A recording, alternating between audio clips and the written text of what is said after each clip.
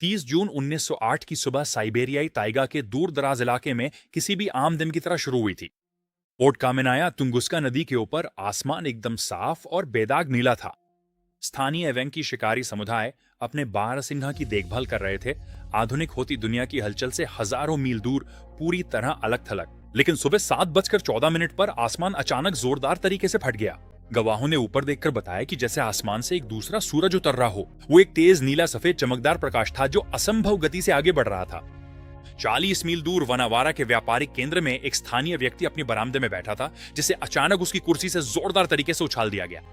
आसमान से निकलने वाली गर्मी इतनी तीव्र थी कि बाद में उसने गवाही दी कि उसे लगा जैसे उसकी कमीज अचानक जल उठी हो। फिर आई वो झटका लहर, एक गगनभेदी कान फोड़ू धमाका जिसने पूरी दुनिया को समतल कर दिया। इस विस्फोट से एक ऐसी दबाव लहर पैदा हुई जो इतनी असाधारण रूप से शक्तिशाली थी कि वो वातावरण में एक स्थानीय सुनामी की तरह बर्ताव कर रही थी। ये सिर्फ साइबेरिया में ही नहीं फैली, बल्कि पृथ्वी के चारों ओर 2 बार घूम गई। हजारों मील दूर लंदन में नाजुक मौसम विज्ञान के बैरोग्राफ कांप उठे, उस विनाशकारी स्पंदन को दर्ज करते हुए जिसे वे देख नहीं सकते थे। साइबेरिया में आसमान जैसे गिर पड़ा था। लेकिन असल में हुआ क्या था? टुंगुस्का को समझने के लिए हमें मानवीय चश्मदीद गवाहियों से हटकर विनाश की ठंडी कठोर गणित पर नजर डालनी होगी। उस जून की सुबह जो ऊर्जा निकली थी, उसका अनुमान लगभग 6.3 गुना 10⁻16 जूल लगाया गया है। अगर इसे और परिचित लेकिन डरावने शब्दों में कहें तो ये विस्फोट 15 मेगाटन टीएनटी के बराबर था।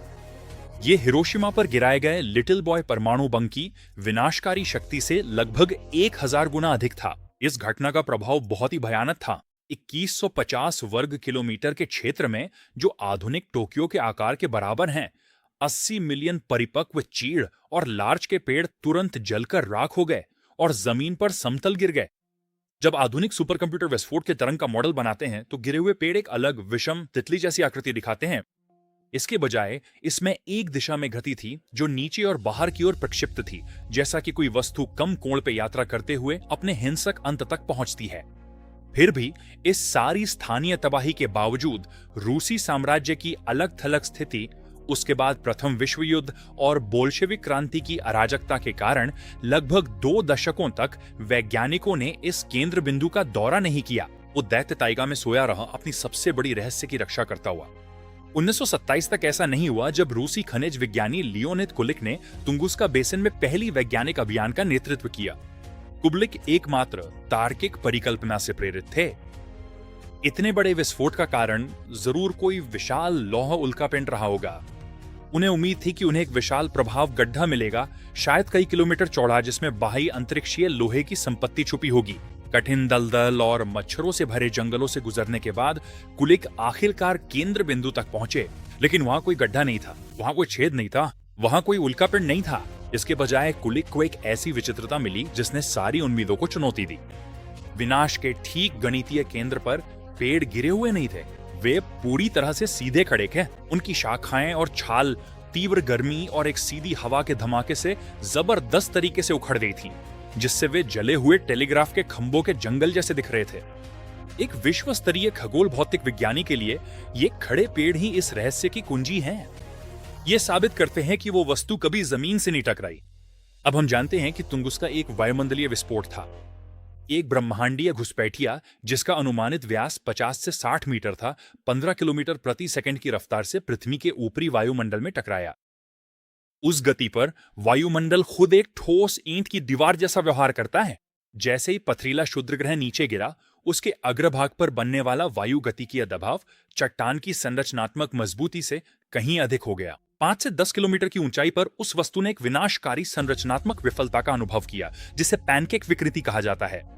एक क्षण के अंश में वो चट्टान चपटी होकर पूरी तरह बिखर गई। उसकी सारी गतिज ऊर्जा एक अकेली तेज चमक में बदल गई। अगर चट्टान ने कभी जमीन को नहीं छुआ तो जमीन पर नुकसान इतना ज्यादा क्यों हुआ? इसका जवाब मैक्सटम प्रभाव में छुपा है। जैसे प्रारंभिक मुख्य झटका नीचे की ओर दौड़ता हुआ पृथ्वी से टकराया, वो ऊपर की ओर परावर्तित हो गया। ये परावर्तित तरंग अभी भी नीचे की ओर जा रही पिछली झटका तरंग से टकरा गई। दोनों तरंगें मिल गई, जिससे एक उच्च दाब वाला मैक्सटम बना, जो क्षैतिज रूप से आगे बढ़ा और विनाशकारी शक्ति को लगभग 2 गुना कर दिया। दशकों तक उस वस्तु की संरचना को लेकर बहस चलती रही। क्या वो किसी धूमकेतु का टुकड़ा था, बर्फ का गंदा गोला या पथरीला उल्कापिंड? आखिरकार निर्णायक सबूत सूक्ष्म स्तर पर मिला। बच गई पेड़ों की रेजिन के भीतर गहराई में सिलिकेट और मैग्नेटाइट की पिघली हुई सूक्ष्म गोलिकाएं पाई गई। इन सूक्ष्म कणों की रासायनिक पहचान पथरीले क्षुद्र ग्रहों की संरचना से मेल खाती है।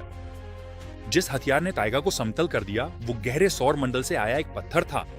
टुंगुस्का घटना केवल एक ऐतिहासिक जिज्ञासा नहीं है, ये गहरा खगोलीय चेतावनी है। हम एक ब्रह्मांडीय शूटिंग गैलरी में मौजूद हैं।